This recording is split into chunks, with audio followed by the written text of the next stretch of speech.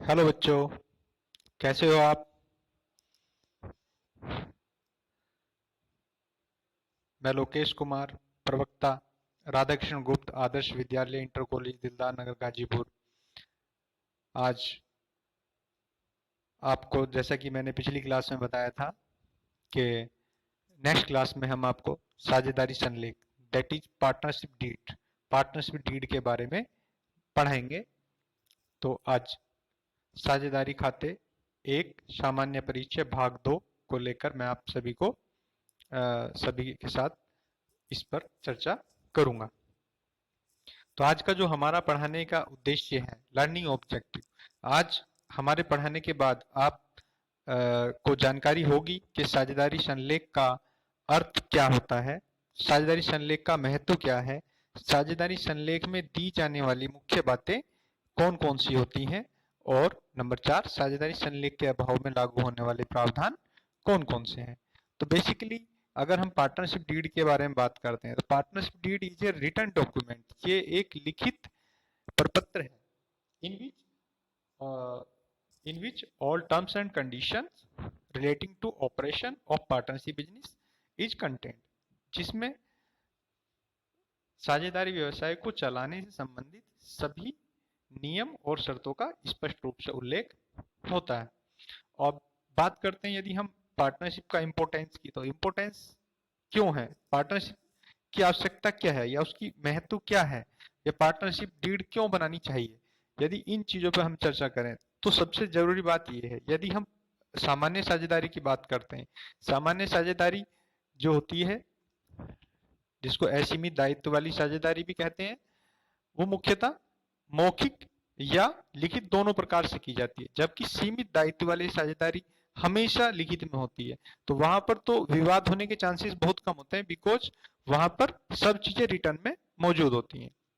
लेकिन सामान्य साझेदारी की यदि बात करें, जिस पर पार्टनरशिप एक्ट 1932 एप्लीकेबल होता है, जिस पर भारतीय साझेदारी अधिनियम 1932 लागू होता है, तो वहां पर साझेदारी यदि हमने मौखिक कर ली है या लिखित भी की है और कुछ चीजों का उसमें उल्लेख नहीं है, तो वहां पर झगड़े होने की बहुत ज्यादा चांसेस हो जाते हैं, विवाद हो जाते हैं। तो इन विवादों का जन्म ही ना हो, इसलिए हम पार्टनरशिप डीड बनाते हैं, बनानी चाहिए और लिखित में होनी चाहिए। तो मुख्यतः यदि हम पार्टनरशिप डीड की इंपॉर्टेंस के बारे में बात करें, तो ये साझेदारों के अधिकार, कर्तव्य एवं दायित्व को स्पष्ट करता है, और ये लिखित में होने के कारण साझेदारों के बीच में जो विवाद उत्पन्न होते हैं उनको निपटाने में सहायक होता है। भविष्य में विवाद होने पर न्यायालय पर प्रमाण के रूप में भी काम आता है। नंबर 3, साझेदारी संलेख में दी जाने वाली मुख्य बातें। तो साझेदारी संलेख में जो मुख्य बातें दी गई होंगी वो मुख्यतः व्यवसाय के संचालन से संबंधित होंगी। और नंबर 4, साझेदारी संलेख के अभाव में लागू होने वाले प्रावधान। ये जो नंबर 4 पॉइंट है, बहुत ही महत्वपूर्ण पॉइंट है, और यहाँ से बोर्ड की परीक्षाओं में हमेशा 4 नंबर तक का क्वेश्चन आ जाता है, जिसमें 2 नंबर का क्वेश्चन ऑब्जेक्टिव का और 2 नंबर या आपका अकेला ही 4 नंबर का क्वेश्चन आपका न्यूमेरिकल के रूप में आ जाता है। तो आज हम अपना चैप्टर स्टार्ट करेंगे साझेदारी संलेख का। बच्चे लिखेंगे अधिगम उद्देश्य। आज हमारे पढ़ाने के बाद आप जानेंगे कि साझेदारी संलेख का अर्थ, साझेदारी नंबर 2, साझेदारी संलेख का महत्व, साझेदारी संलेख में दी जाने वाली मुख्य बातें, नंबर 4, साझेदारी संलेख के अभाव में लागू होने वाले प्रावधान। तो नंबर 1 हेडिंग डालेंगे बच्चे, साझेदारी संलेख का अर्थ, मीनिंग ऑफ पार्टनरशिप डीड। साझेदारी संलेख में बेसिकली होता क्या है कि सभी नियम और शर्तें जो साझेदारी व्यापार को चलाने के लिए चाहिए, उनको लिखवाया जाता है। एक ये डॉक्यूमेंट होता है, रिटर्न डॉक्यूमेंट होता है, लिखित एक प्रपत्र है ये, और कुछ नहीं है बेसिकली। तो अब सबसे पहले बच्चे हेडिंग डाल लेंगे, साझेदारी संलेख का अर्थ। इंग्लिश में इसको लिखेंगे मीनिंग ऑफ पार्टनरशिप डीड। आगे लिखेंगे, साझेदारी संलेख फर्म के साझेदारों द्वारा लिखित में किया गया एक समझौता या अनुबंध है, जिसमें साझेदारी व्यवसाय के संचालन से संबंधित सभी शर्तों एवं नियमों को स्पष्ट रूप से वर्णित किया जाता है। अगला हेडिंग लिखेंगे बच्चे, नंबर 2, साझेदारी संलेख का महत्व अथवा आवश्यकता। इंग्लिश में इसको लिखेंगे इंपोर्टेंस ऑफ पार्टनरशिप डीड और नीड। इसमें लिखना है प्रत्येक फर्म को साझेदारी संलेख रखना चाहिए क्योंकि ए, यह साझेदारों के अधिकार, कर्तव्य एवं दायित्वों को स्पष्ट करता है। बी पॉइंट लिखेंगे, यह लिखित में होने के कारण साझेदारों के मध्य उत्पन्न विवाद को निपटाने में सहायक होता है। नंबर 3 यानी सी पॉइंट, भविष्य में विवाद होने पर न्यायालय में प्रमाण के रूप में काम आता है। एक बार फिर से बच्चों को मैं दिखा देता हूं, यहां से बच्चे नोट कर लेंगे साझेदारी का अर्थ।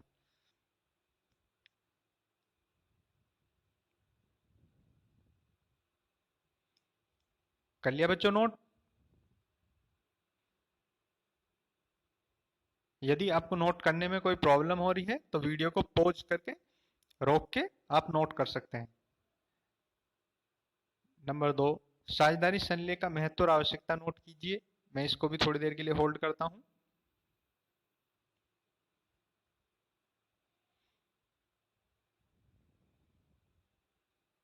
बच्चों का नोट हो गया होगा, आगे चलते हैं। नंबर 3 पॉइंट, नंबर 3 पॉइंट आप हेडिंग डालेंगे साझेदारी संलेख में दी जाने वाली मुख्य बातें। इसको बोलते हैं इंग्लिश में main contents of partnership deed. साझेदारी संलेख में सामान्यतः निम्नलिखित बातों का समावेश होता है। नंबर 1, फर्म का नाम क्या होगा, साझेदारों के नाम, पते, व्यापार का स्वरूप व उसका निर्धारित स्थान। अर्थात फर्म का नाम क्या होगा, साझेदारों के नाम क्या क्या हैं, उनके पते क्या हैं और व्यापार किस प्रकार का है। व्यापार मैन्युफैक्चरिंग है यानी निर्माण करने वाला है, या ट्रेडिंग है। ट्रेडिंग का मतलब क्या होता है कि बना बनाया माल लिया, खरीदा और उसको आगे बेच दिया। या सर्विस प्रोवाइडर है यानी सेवा प्रदाता है। सेवा प्रदाता जैसे कि एक अध्यापक होता है, जैसे कि एक डॉक्टर होता है, वो कोई माल नहीं बेचता है बल्कि सेवाएं देता है और बदले में कुछ पारिश्रमिक प्राप्त करता है। जैसे डॉक्टर अपनी फीस प्राप्त करता है, टीचर अपना ट्यूशन देने की फीस प्राप्त करता है, इस तरह से। और ये जो व्यापार जहां पे किया जाएगा उसका निर्धारित स्थान कहाँ होगा। नंबर 2, व्यापार आरंभ करने की तिथि व उसकी अवधि। तो व्यापार कब से स्टार्ट किया जा रहा है और उसको कब तक के लिए वो पार्टनरशिप में रहेगा। नंबर 3, फर्म की पूंजी तथा साझेदारों द्वारा लाई गई पूंजी स्थायी रहेगी या परिवर्तनशील। तो सबसे पहले तो इसमें क्या मेंशन होगा कि फर्म की पूंजी कितनी रहेगी, 1 लाख या 2 लाख। फर्म का मतलब होता है ऑल पार्टनर्स, और वो किस अनुपात में पूंजी होगी, 50-50 होगी, 60-60 होगी, तो वो सब कुछ में डिफाइन होगा। साझेदारों द्वारा लाई गई पूंजी स्थायी रहेगी या परिवर्तनशील। तो साझेदारों के पूंजी खाते 2 प्रकार के होते हैं, स्थायी पूंजी खाते और परिवर्तनशील पूंजी खाते। जब भी स्थायी पूंजी खाते होते हैं तो वहां पर 2 अकाउंट बनाए जाते हैं। एक केवल कैपिटल कंट्रीब्यूशन के लिए, जिसमें केवल साझेदारों का पूंजी का ही रिकॉर्ड रखा जाता है, कितनी पूंजी आई, कितनी अतिरिक्त पूंजी लगाई या कितना उसने पूंजी में से पैसा निकाल लिया, उसको बोलते हैं पार्टनर्स फिक्स कैपिटल अकाउंट। और उसी के साथ साथ साझेदार के चालू खाते भी रखे जाते हैं जिनको बोलते हैं पार्टनर्स करंट अकाउंट।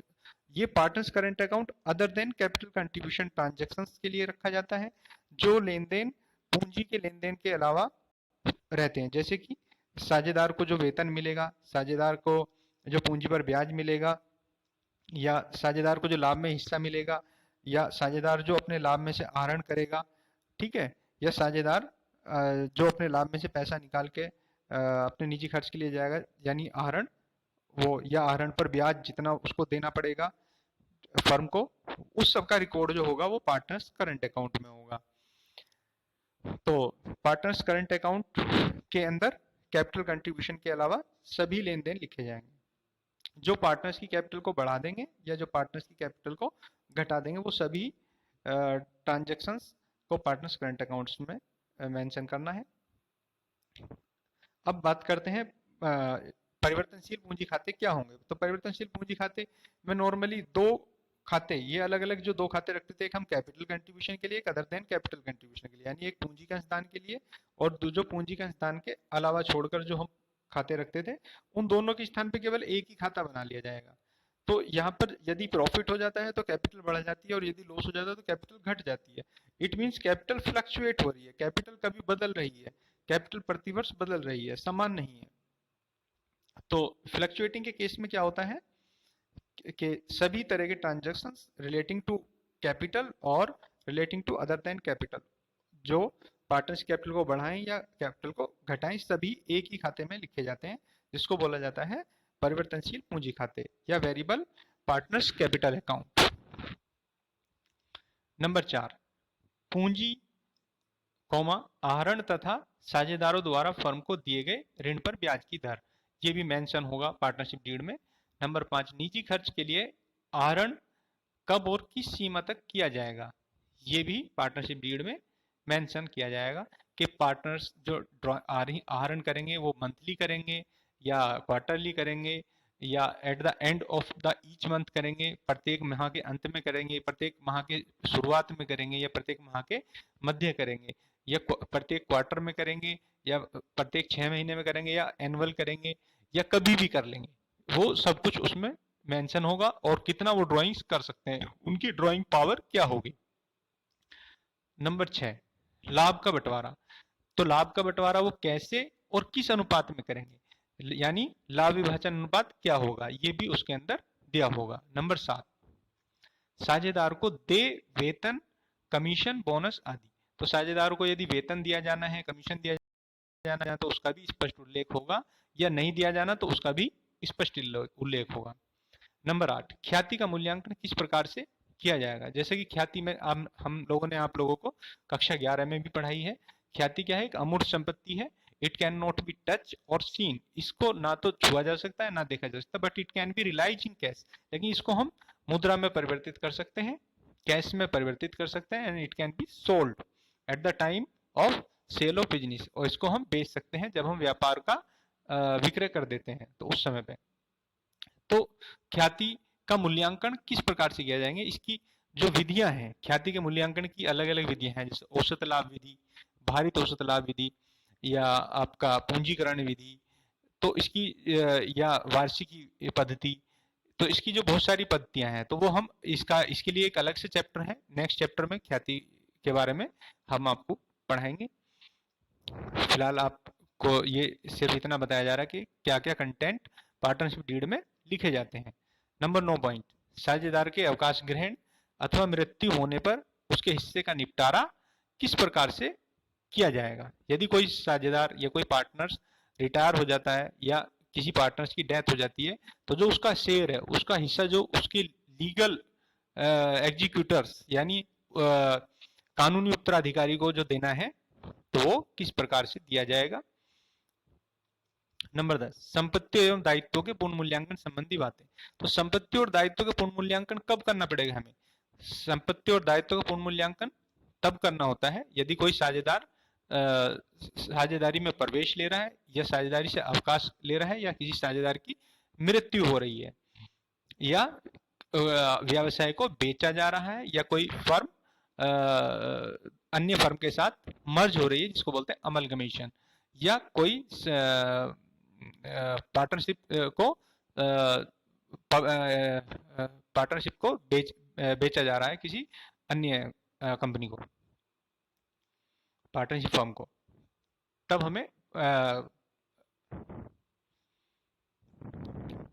हमें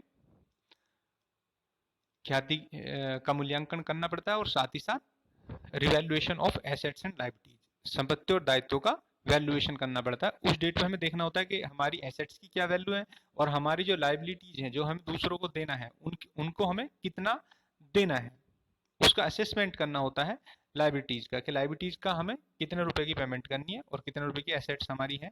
हो सकता है कोई एसेट्स, जैसे सपोज दैट लैंड, जमीन की बात करें तो जमीन का वैल्यू घटती नहीं है, हमेशा बढ़ती है। हमने यदि 10 साल पहले कोई जमीन 1 लाख रुपए खरीदी, तो इस समय आज की डेट में रिटायरमेंट लेता हूँ, उसकी वैल्यू 1 लाख थोड़ी होगी, कम से कम 10 लाख रुपए होगी या 20 लाख रुपए होगी। तो 20 लाख रुपए जो हुई, जो उसका प्रॉफिट है, रिवैल्यूएशन का प्रॉफिट है, वो भी तो मुझे मिलना चाहिए। तो वो भी मेरा हिस्सा बनेगा और मेरे कानूनी उत्तराधिकारियों को मिलेगा। यदि मेरी मृत्यु हो जाती है और यदि मैं अवकाश ग्रहण करता हूं तो मुझको ही प्राप्त होगा। साझेदारी के आपसी झगड़ों का निपटारा। तो साझेदारी में यदि आपसी झगड़े होते हैं तो उनका निपटारा किस प्रकार से किया जाएगा, यानी मध्यस्थता कौन निभाएगा या न्यायिक क्षेत्र कहाँ होगा। यदि सपोज दैट के एक रहने वाला है इलाहाबाद का और एक है मुंबई का, 2 पार्टनर है, तो उनका मध्यस्थ, उनका जो जुरिडिक्शन है वो कहाँ होगा। जुरिडिक्शन नॉर्मली वहां माना जाता है जहां पे साझेदारी संस्था रजिस्टर्ड हुई है, ठीक है। तो यदि साझेदारी जहां व्यवसाय का स्थान है वहां पे न्यायिक क्षेत्र माना जाता है। केस जो डलेगा वो वहां डलेगा जहां पर पार्टनरशिप फर्म का व्यवसाय किया जा रहा है। नंबर 12, साझेदार के दिवालिया होने पर उसके हिस्से की हानि को वहन करने का अनुपात। तो साझेदार यदि कोई दिवालिया हो जाता है, सपोज दैट 3 पार्टनर है, ए बी सी 3 पार्टनर है, तो सी दिवालिया हो जाता है। दिवालिया का क्या मतलब होता है कि सी की जो एसेट्स हैं वो उसकी लायबिलिटीज को भी कवर नहीं कर पा रही है। इट मीन्स उसकी जो कैपिटल है वो नेगेटिव में चली गई है, उसका ऋणात्मक शेष हो गया है, और तो उसकी कैपिटल की जो लॉस है, कैपिटल लॉस है जो उसका, उसको अन्य साझेदार किस अनुपात में वहन करेंगे, तो उसका भी स्पष्ट उल्लेख होगा।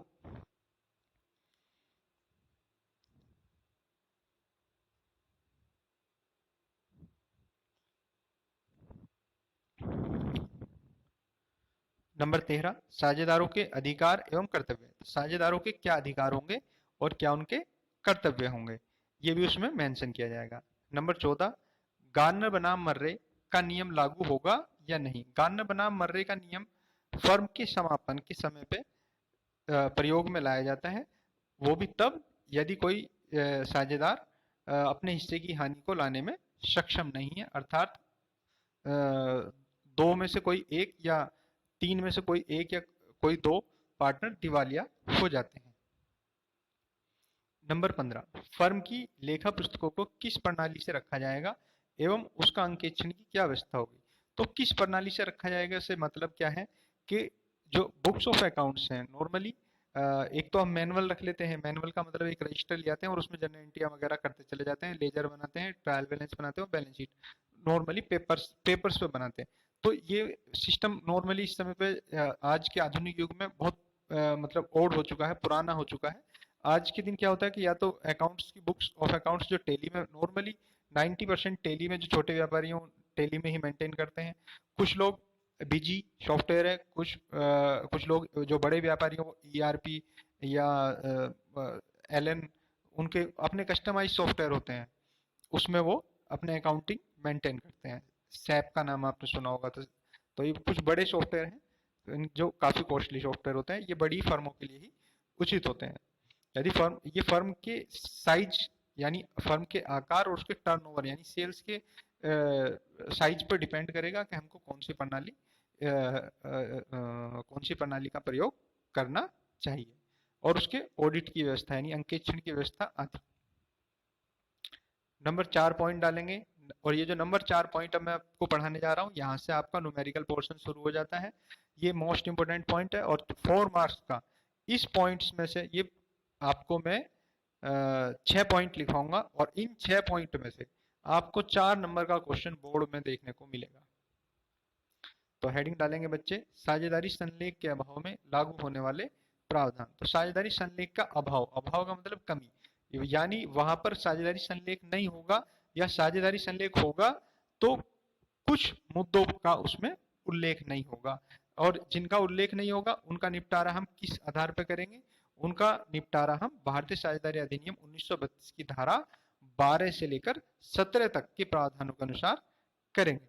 तो इसमें बच्चे हेडिंग डाल लेंगे, साझेदारी संलेख के अभाव में लागू होने वाले प्रावधान, provisions applicable in the absence of partnership deed. इसमें लिखेंगे, यदि साझेदारी संलेख नहीं है या लेखांकन संबंधी किसी तथ्य का स्पष्ट उल्लेख नहीं है, तब उस दशा में उत्पन्न विभिन्न विवादों का निपटारा भारतीय साझेदारी अधिनियम 1932 की धारा 12 से लेकर 17 तक के प्रावधानों के अनुसार किया जाएगा, जो कि निम्न प्रकार है। नंबर 1, लाभ हानि अनुपात। सभी साझेदारों का लाभ हानि अनुपात समान होगा। यदि प्रॉफिट शेयरिंग की बात आती है कि भाई प्रॉफिट शेयरिंग कैसे होगा, यदि उन्होंने पार्टनरशिप ओरली कर लिया, ओरली का मतलब मौखिक कर ली है, या लिखित में नहीं की है, या लिखित में की है तो लाभ हानि अनुपात के का क्लोज पार्टनरशिप डीड में नहीं लिखा हुआ है, तो इस केस में हम क्या करेंगे, चाहे किसी की कितनी भी कैपिटल लगी हो, चाहे किसी की 1 लाख लगी हो और किसी की 2 लाख लगी हो, तो सभी का लाभ हानि अनुपात समान होगा, सभी को लाभ बराबर बराबर ही बांटा जाएगा। नंबर 2, साझेदारों की पूंजी और उनके आहरण पर ब्याज। तो साझेदारों को उनकी पूंजी पर कोई ब्याज नहीं दिया जाएगा और न ही उनके आहरणों पर कोई ब्याज लिया जाएगा। नंबर 3 लिखेंगे, साझेदारों के वेतन, बोनस, कमीशन या अन्य पारिश्रमिक साझेदारों द्वारा फर्म के लिए किए गए अतिरिक्त कार्य के लिए किसी भी प्रकार का कोई भी भुगतान नहीं किया जाएगा।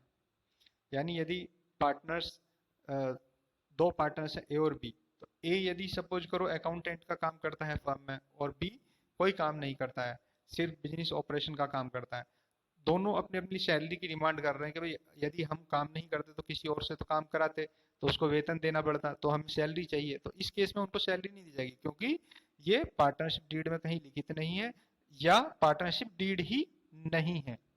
ठीक है। Number 4 point, very very most important point है नंबर 4, इस पर न्यूमेरिकल क्वेश्चन आते हैं। नंबर 4, साझेदार द्वारा फर्म को दिए गए ऋण पर ब्याज। यदि कोई पार्टनर फर्म को लोन दे दे, फर्म का मतलब संस्था को loan they they, suppose that firm bank के पास गई लोन लेने के लिए और बैंक ने कह दिया कि भाई अभी तो लोन हम आपको नहीं दे सकते या किसी वजह से मना कर दिया, और सपोज करो ए के पास में कुछ पैसा एक्सेस पड़ा था, उसने कहा कि यार तुम बैंक से लोगे मेरे से ले लो, तो उसने उसको फर्म को लोन दे दिया, लेकिन ब्याज की रेट डिसाइड नहीं हुई, तो उस केस में क्या होगा, तो क्या बैंक की रेट से ब्याज दिया जाना चाहिए? नहीं। उस केस में क्या होगा, भारतीय साझेदारी अधिनियम की धारा 12 से 17 के बीच के जो प्रावधान है वही एप्लीकेबल होंगे, और उसके अनुसार क्या कहा गया है कि यदि साझेदार ने फर्म को कोई ऋण दिया है तो ऐसे साझेदार को 6% वार्षिक ब्याज की दर से ब्याज दिया जाएगा। तो नंबर 4 में लिखेंगे आप, यदि साझेदार ने फर्म को कोई ऋण दिया है तो ऐसे साझेदार को 6% वार्षिक ब्याज की दर से ब्याज दिया जाएगा। नंबर 5 लिखिए, व्यापार संचालन में भाग लेना, लेखा पुस्तकों को देखने, जांचने तथा उनकी नकल लेने का अधिकार। इसमें लिखेंगे, सभी साझेदारों को व्यापार संचालन, लेखा पुस्तकों को देखने, जांचने तथा उनकी नकल लेने का अधिकार होगा। नंबर 6, प्रतिस्पर्धात्मक व्यापार, इसको बोलते हैं इंग्लिश में कॉम्पिटिटिव बिजनेस। कॉम्पिटिटिव बिजनेस का मतलब ये होता है कि यदि सपोज दैट मैं बल्ब बनाने का कोई बिजनेस स्टार्ट कर लेता हूँ, एलईडी बल्ब, उसी तरह का तो फर्म बिजनेस कर रही है और उसी तरह का मैं उसका पार्टनर होते हुए भी एक व्यापार खोल लेता हूँ अलग से, तो कहीं ना कहीं मैं फर्म के व्यापार को प्रभावित कर रहा हूँ। तो इसलिए भारतीय अधिनियम 1932 की धारा 12 से लेकर 17 में एक प्रावधान शामिल किया गया कि यदि कोई साझेदार फर्म के व्यवसाय के समान या प्रतिस्पर्धात्मक व्यापार करता है तो ऐसे व्यापार से संबंधित अर्जित लाभ का हिसाब फर्म को देना होगा तथा भुगतान भी करना होगा। अब आप यहाँ पर सोचने वाली बात यह कि यदि ऐसे व्यापार को हानि होगी, क्या हानि को भी साझेदारी संस्था वहन करेगी? नहीं, केवल लाभ को। अब कुछ नोट लिखेंगे। ऋण पर ब्याज लाभों के प्रति प्रभार होता है। प्रभार जैसे कि हमने आपको कक्षा 11 में आपको प्रभार के बारे में बताया था, और नहीं बताया तो एक बार फिर से रिपीट कर देते हैं। चार्ज, प्रभार को इंग्लिश में बोलते हैं चार्ज। चार्ज में एक्सपेंसिस, जिसको खर्चा माना जाए। तो ऋण पर ब्याज लाभों के प्रति प्रभार होता है, इसलिए इसे सदैव लाभ हानि खाते के ऋणी पक्ष में दिखाना चाहिए। नंबर 2, कुछ अध्यापक क्या करते हैं या कुछ बच्चे क्या करते हैं, आंसर तो उनका मैच कर जाता है, इसको भी लाभ हानि नियोजन खाते में लिख देते हैं, क्योंकि पार्टनरशिप के अंदर एक एक्स्ट्रा अकाउंट बनता है। जैसे कि जैसे आपने देखा होगा, आप फाइनल अकाउंट, अंतिम खाते कक्षा 11 में पढ़ के आए, तो वहां पर आप ट्रेडिंग अकाउंट बनाते हैं, प्रॉफिट एंड लॉस अकाउंट बनाते हैं। यहाँ पे ट्रेडिंग और प्रॉफिट एंड लॉस तो बनेंगे ही बनेंगे, साथ में एक अलग से तीसरा पोर्शन बनेगा जिसको बोलते हैं profit and loss appropriation account. तो बच्चे क्या करते हैं कि इसको trading and profit and loss में ना डाल के प्रॉफिट एंड लॉस एप्रोप्रिएशन में डाल देते हैं। तो एप्रोप्रिएशन का मतलब होता है कि सिर्फ प्रॉफिट का बंटवारा, लाभ का बंटवारा, जो लाभ है उसका किधर किधर किस किस को कितना कितना मिलना है। एप्रोप्रिएशन का मतलब ये होता है नियोजन, ठीक है। जबकि प्रभार का मतलब होता है खर्चा, व्यापार के लिए खर्चा, इसीलिए इसे सदैव लाभ हानि खाते के डेबिट पक्ष में दिखाना चाहिए। नंबर 2, पूंजी पर ब्याज साझेदारी संलेख में उल्लेख होने पर लाभों में से ही दिया जा सकता है, हानि की दशा में पूंजी पर ब्याज दे नहीं होता है। यदि फर्म को लॉस हो जाए तो इंटरेस्ट ऑन कैपिटल नहीं दिया जाएगा, या सपोज दैट हमें लग रहा है कि भाई कुछ सारे खर्चे देने के बाद में कुछ प्रॉफिट बचता है, तो सबसे पहले हम इंटरेस्ट ऑन कैपिटल देंगे, उसके बाद में यदि कोई बैलेंस बचता है तो उसको प्रॉफिट एंड लॉस के रूप में पार्टनर्स शेयर कर लेंगे। अब हम जो मैंने आपको सबसे लास्ट वन यानी साझेदारी संलेख के अभाव में लागू होने वाले नियम जो आप लोगों को पढ़ाए हैं 6 पॉइंट, उनसे संबंधित कुछ क्वेश्चन लेंगे। तो वो क्वेश्चन बच्चों आपके लिए होमवर्क है, आप मुझे करके दिखाएंगे व्हाट्सएप पर, और यदि किसी को कोई समस्या आती है तो मेरे से फ़ोन करके मेरे से बात कर सकते हैं। मेरा फ़ोन नंबर है 7417329865, ठीक है, या मेरे व्हाट्सएप पे मैसेज ड्रॉप कर सकते हैं। और मैं आप लोगों को बताना भूल गया कि ये वीडियो आपको सभी मैं अपने यूट्यूब चैनल पर अपलोड कर देता हूँ, और आप लोगों को ज़रूरी है कि आप मेरे यूट्यूब चैनल को जाके सब्सक्राइब करें। जैसे ही मैं वीडियो कोई अपलोड करूँगा तो उसका नोटिफिकेशन आपको मिल जाएगा, ठीक है। तो आप मेरे वीडियो अगर आपको अच्छे लगते हैं, पसंद आते हैं और आपको समझ में आता है तो आप लाइक कीजिए, सब्सक्राइब कीजिए और शेयर कीजिए। तो क्वेश्चन हमने इसमें आपके लिए 4 क्वेश्चन फ्रेम किए हैं, और इन 4 क्वेश्चन को यदि कोई बच्चा ठीक से कर लेगा तो ये कंसेप्ट आपको अच्छे से याद हो जाएगा। तो इसमें क्वेश्चन नंबर 1, साझेदारी संलेख के अभाव में निम्न से संबंधित नियम क्या है। नंबर 1, साझेदारों का वेतन। नंबर 2, साझेदारों की पूंजी पर ब्याज। नंबर 3, साझेदारों के ऋण पर ब्याज। नंबर 4, लाभ का विभाजन। नंबर 5, आहरण पर ब्याज। तो ये सभी पांचों की पांचों चीजें अभी हमने कवर की थी साझेदारी संलेख के अभाव में लागू होने वाले नियम में। जैसे साझेदारों के वेतन की बात करते हैं तो साझेदारों को कोई वेतन दे नहीं होगा क्योंकि साझेदारी संलेख है नहीं। साझेदारों को पूंजी पर ब्याज कोई दे नहीं होगा क्योंकि साझेदारी संलेख नहीं है। साझेदारों के ऋण पर ब्याज, साझेदारों के यदि किसी साझेदार ने ऋण दिया है फर्म को तो 6% वार्षिक ब्याज की दर से ब्याज दिया जाएगा। लाभ का विभाजन, तो लाभ का विभाजन समान किया जाएगा। आहरण पर ब्याज, तो आहरण पर कोई ब्याज नहीं लिया जाएगा। क्वेश्चन नंबर 2, एम और एन एक फर्म में साझेदार हैं। एम ने फर्म को रुपए 8,000 का 1 जुलाई 2019 को ऋण दिया। साझेदारी संलेख में साझेदारों के ऋण पर ब्याज के बारे में उल्लेख नहीं है। एम के ऋण पर ब्याज की गणना करो यदि पुस्तकें 31 मार्च को बंद की जाती है। तो यहाँ पर जो हमने देखा कि जो एम ने फर्म को लोन दिया 8,000 रुपए, तो उस पर उसकी ब्याज की दर नहीं दी, तो ब्याज की दर कहाँ से पता चलेगी, क्योंकि साझेदारी संलेख है नहीं है। ब्याज की दर कितनी लेनी है, 6% per annum.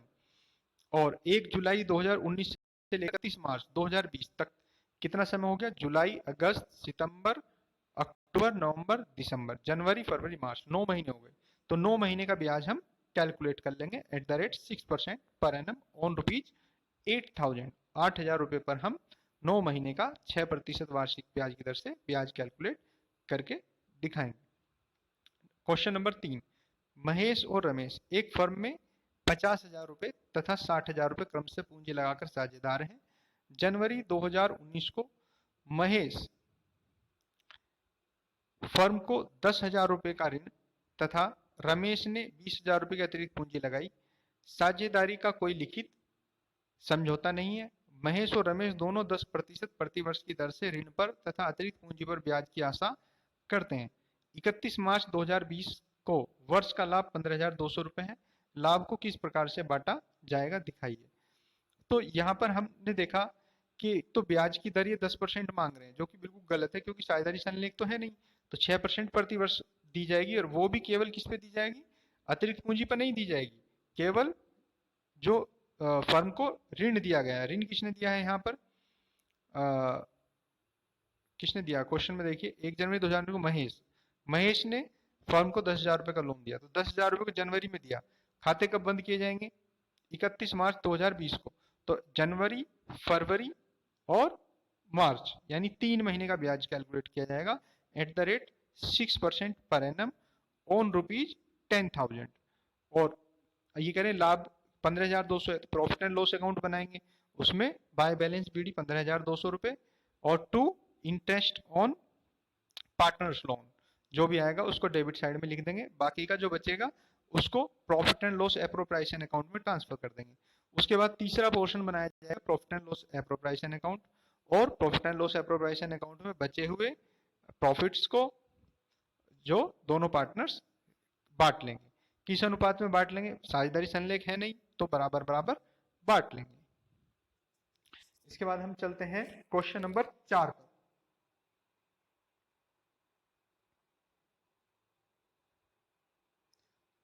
Question number 4 is very most important question, और इस क्वेश्चन में बहुत जान है। ये क्वेश्चन मैंने खुद ने फ्रेम किया है, और इस तरह के क्वेश्चन अब ये सब एनसीईआरटी पैटर्न्स पर हैं, और जितने भी क्वेश्चन अब पेपर में पूछे जाएंगे आगे आगे वो सब एनसीईआरटी पैटर्न पे होंगे। क्वेश्चन नंबर 4, ए और बी दो साझेदार हैं। वे क्रम से 50,000 तथा 60,000 रुपये व्यापार में पूंजी लगाते हैं। ए फर्म में लेखाकार का कार्य भी करता है। ए जो है फर्म में अकाउंटेंट का काम करता है। दोनों ने आहरण क्रम से 5,000 तथा 6,000 रुपये किया। ए ने फर्म को 1 जुलाई 2019 को रुपये 20,000 का ऋण भी दिया, यानी लोन दिया। वर्ष के अंत में 31 मार्च 2020 को रुपये 1,50,000 रुपये का लाभ हुआ। ए वेतन, पूंजी पर ब्याज तथा ऋण पर ब्याज की आशा रखता है, जबकि वह भी पूंजी पर ब्याज एवं आहरण पर ब्याज की आशा रखता है। उपरोक्त विवाद का निपटारा आप किस प्रकार करेंगे यदि साझेदारी संलेख नहीं है। लाभ हानि के विभाजन को दर्शाइए। तो यहाँ पर आप क्या करेंगे, साझेदारी संलेख है नहीं, तो यदि साझेदारी संलेख नहीं है तो पूंजी पर कोई ब्याज नहीं दिया जाएगा, आहरण पर कोई ब्याज नहीं लिया जाएगा, किसी को कोई वेतन नहीं दिया जाएगा, केवल ऋण पर ब्याज निकाला जाएगा at the rate 6% per annum, 6% की दर से, 6% प्रतिवर्ष की दर से। तो लोन कब दिया, लोन कब दिया है, देखिए 1 जुलाई 2019 को, तो जुलाई से लगाइए, जुलाई, अगस्त, सितंबर, अक्टूबर, नवंबर, दिसंबर, जनवरी, फरवरी, मार्च। इसका मतलब 9 महीने का ब्याज आपको चार्ज करना है। 1,50,000 रुपये का प्रॉफिट आप लिखेंगे प्रॉफिट एंड लॉस अकाउंट में, बाय बैलेंस बीडी 1,50,000 रुपये क्रेडिट साइड में, और डेबिट साइड में लिखेंगे to interest on partners loan, interest on partners loan. उसके नीचे लिखेंगे ए, जिस पार्टनर ने लोन दिया है उसका नाम लिखेंगे, उसके सामने उसका जितना ब्याज निकला वो लिखेंगे। बाकी प्रॉफिट बचा उसको to profit and loss appropriation account, to profit and loss appropriation account में ट्रांसफर कर देंगे।